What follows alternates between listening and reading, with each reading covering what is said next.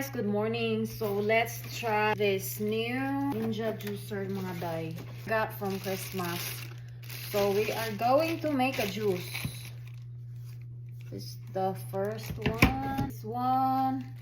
Symbol lang tayo na lang. Kamao bataan eh. Ugo kay tag English. Get this one. That one. Let's see. And this is the punuan. Okay, fast forward ta mo ha.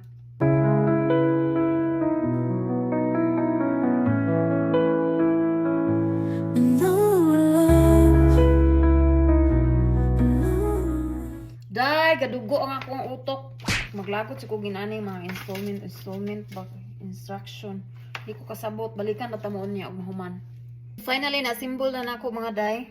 Hindi kata.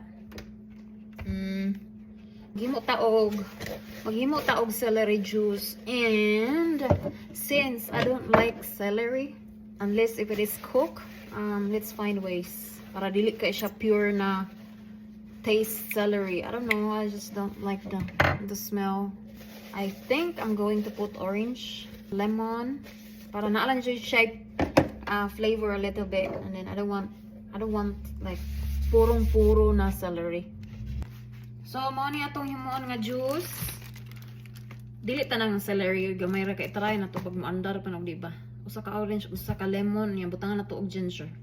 So, nahugasan na nako ang celery. Dili kay siya green no, imura siya yellow.